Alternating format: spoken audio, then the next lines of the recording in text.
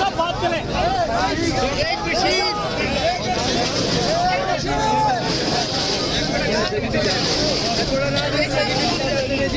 मेरे भाइयों, आज से 7 साल पहले भी मैं इसी जेल का गेट टूटा था और शेख रशीद छूटा था।